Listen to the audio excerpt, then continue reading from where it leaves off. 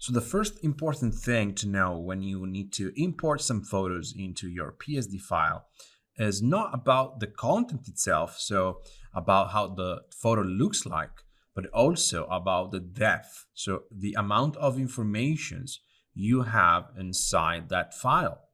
And it's important with skies because they are mainly gradients. And if you have a low number of informations, a poor quality, I would say, all the gradients will be ruined because all the adjustment you can have on the top. So instead of getting nice images with a lot of colors, you will get less and less colors every time you do something on top of it. And that's not good. So what is the best thing you can do?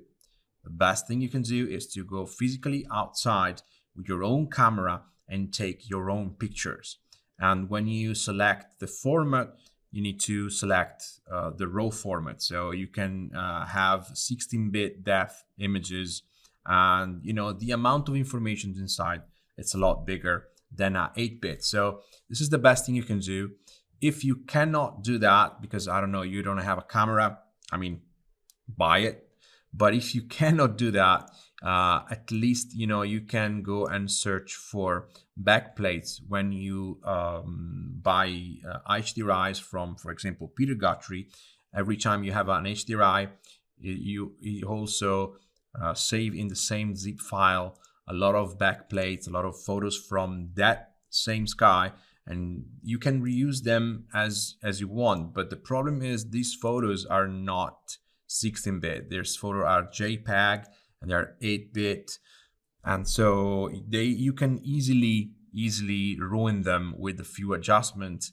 But at least these photos are not touched, are not modified by the artist. It's a good thing. The worst thing you can do actually is to go online on Google and search for skies, okay? This is not something you can do, okay? And the reason is every image here is a 8-bit image, first of all, so not a lot of informations. And more than that, probably they are already post-produced. There's some adjustments on them by default because the guy that make the photo and put it online did it for you.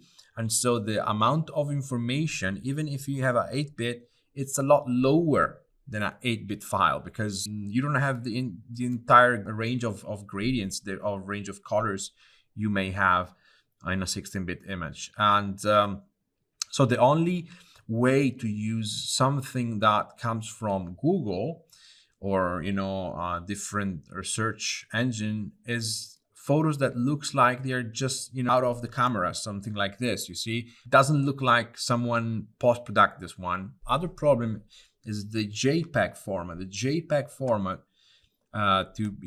it's a very bad format to save images with, and you get a sort of pattern which is not that visible at the beginning, but then if you start using adjustments like curves, it will be a lot more visible, and you will end up getting a very terrible gradients as a background for your render. So most of the time you don't notice how bad it is until the end of your post-production. This happens every time.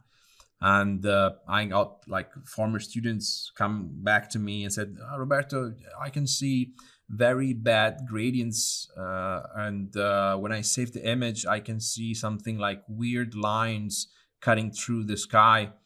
And that's normal because the less amount of colors you have to define a gradient, the more step you will actually see. And so that's terrible, and you cannot get something out of it anyway. So my best advice is just go and use your own camera to take your own pictures, and then we can understand now how to choose the right picture for your background. So the first thing you need to do when you want to match sky behind your render is to look for the horizon. And you need to look for the horizon in the render and in the photo of the sky. And that's why I like the backplates from Peter Guthrie, because, you know, if you open one of them, you can see there is a horizon over there. And so what to do? After you find the horizon in your render, you can just match them. You can just place this line here in your horizon, and the sky will match in perspective. And it's even easier if you keep your camera in the 3D software straight. Will find the horizon line exactly at the center of your canvas. But anyway, let's see how to find the horizon in your render no matter what. So what I normally do is I create a new layer on top of the file, and I select the line tool, which is here. Inside the rectangle tool, you can click in here and then drag down and select the line tool. And then you want a thickness of the line, which is something very visible, like 10 pixels. And here you want pixels as a type of shape, okay? And then it's better if you go for a very strong color like red or pink. And then you look in your render and you look for lines which are parallel in the 3D world, like these two lines of the concrete wall. And the bigger those lines are, the longer those lines are, the better it is, because it's going to be much easier for you to draw those lines. And then I can just go here and draw those lines and continue until I get under the building, I would say. And with this one, I do the opposite direction. And in the point they met, that's basically the height of your horizon, okay? And you can press Ctrl R to get the rulers out. And from the ruler, from the top one, you can drag and drop a guideline, and you can exactly stop where the two lines met. And that's it.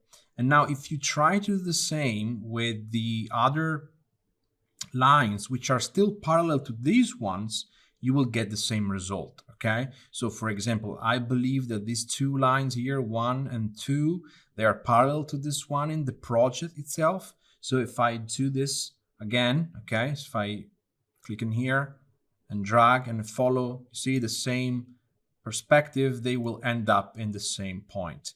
And this happens for every line which is parallel to the original ones. Now, this is working because every object we are tracking is basically sitting on the ground, okay?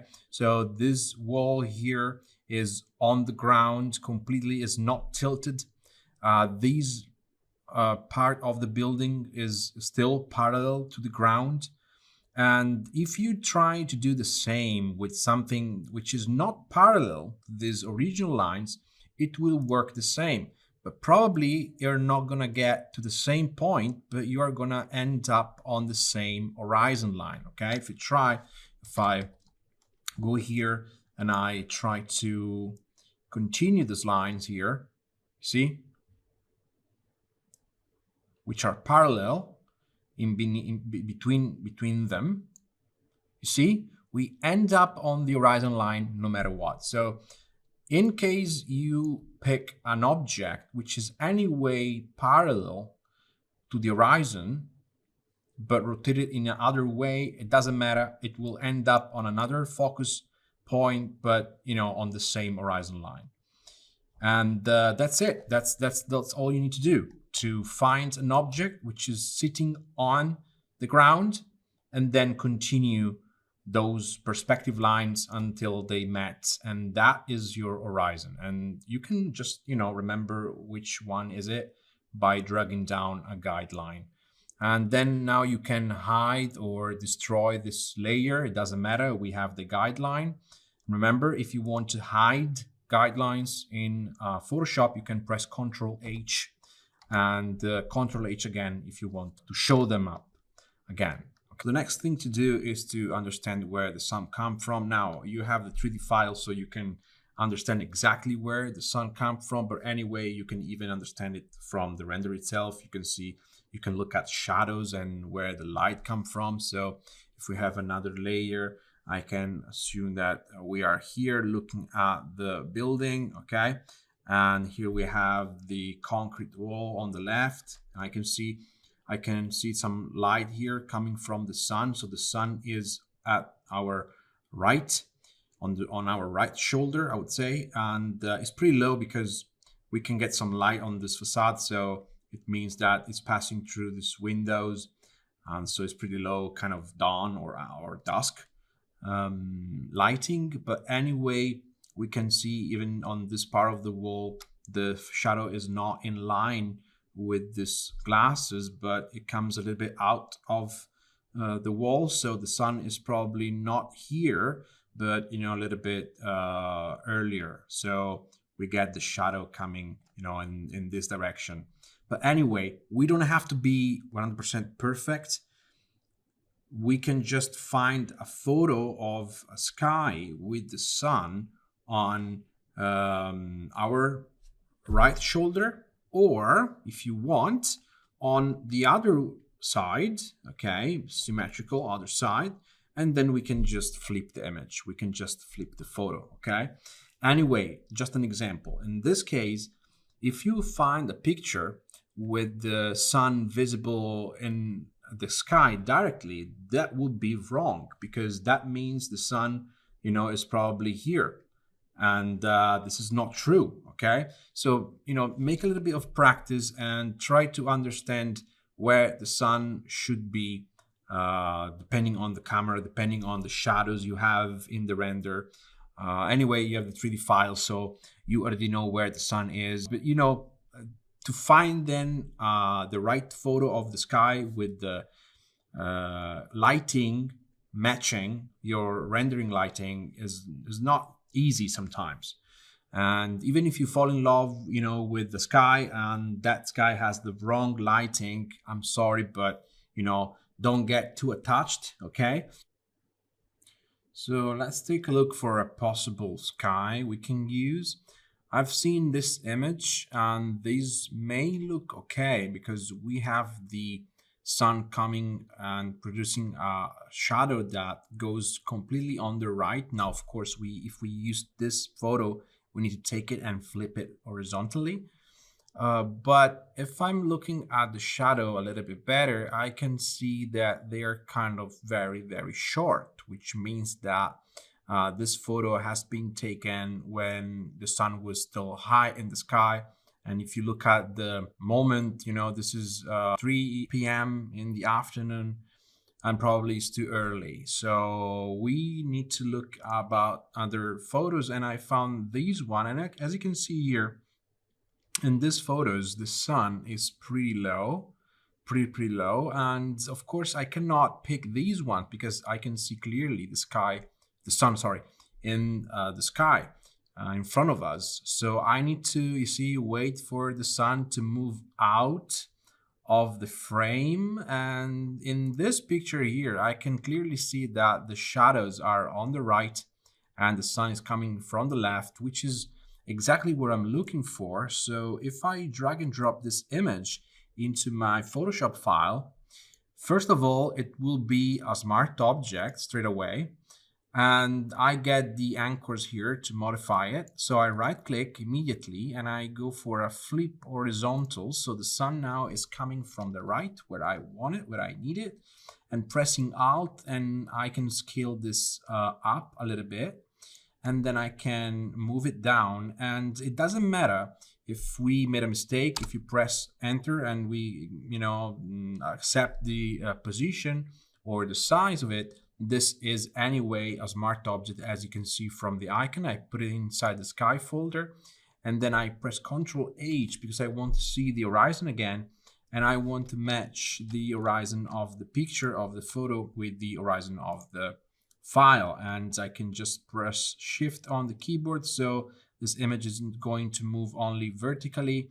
And then here we go, I pretty much match the horizon with the horizon of the photo. And then I press Ctrl H again to hide the guiding lines, and that's it. It works out of the box because we picked the right perspective, and we picked the right lighting condition, the right sun location, and that's it.